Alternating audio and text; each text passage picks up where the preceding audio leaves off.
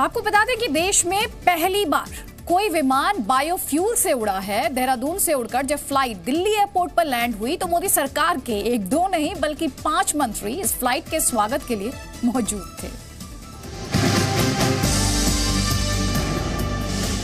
सरकार के 5 मंत्री आपने तब भी दिल्ली एयरपोर्ट पर नहीं देखे होंगे जब पुतिन या ओबामा जैसे वीवीआईपी आए थे।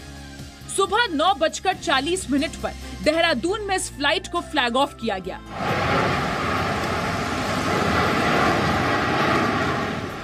और 45 मिनट में दिल्ली इंटरनेशनल एयरपोर्ट के टर्मिनल 2 पर इसके लैंड करते ही देश में बायोफ्यूल क्रांति का नया दौर शुरू हो गया।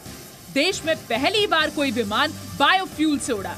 इस उड़ान के साथ ही भारत, अमेरिका और ऑस्ट्रेलिया जैसे देशों के क्लब में शामिल हो गया, जो एटीएफ यानी एविएशन टर्बाइन फ्यूल के लिए अरब देशों या ईरान का मुंह नहीं ताका करते। देहरादून से दिल्ली की इस फ्लाइट में 25% बायोफ्यूल और 75% सामान्य एटीएफ था। जेट्रोपा यानी रतनजोत के बीजों से ये biofuel Indian institute of petroleum Dehradun ने बनाया। 20 वैज्ञानिकों ने 2 टन रतनजोत के बीजों से ये बायोफ्यूल तैयार किया। भारत में रोजाना 600 विमान उड़ान भरते हैं।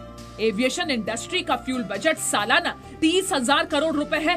बायोफ्यूल 3 झंझटों का तोड़ निकालेगा। पहला, बाहर से महंगा तेल कम खरीदना पड़ेगा। दूसरा, मेड इन इंडिया बायोफ्यूल से ट्रांसपोर्ट सस्ता होगा। और तीसरा, प्रदूषण तो कम होगा ही। बायोफ्यूल से विमानों की ऑपरेटिंग लागत 17% से 20% तक घटेगी। ऑपरेटिंग लागत घटने से फ्लाइट के टिकट भी सस्ते होंगे। हवा में कार्बन डाइऑक्साइड का उत्सर्जन 4000 टन घटेगा। देश की एविएशन इंडस्ट्री में देश की क्लीन एनर्जी, बायोफ्यूल एनर्जी की दुनिया में ये एक बहुत बड़ी उपलब्धि है। पेट्रोलियम मिनिस्ट्री जल्द ही देश के सामने नया बायो एटीएफ पॉलिसी लेके आएगा। देश का एविएशन सेक्टर 20% की रफ्तार से बढ़ रहा है।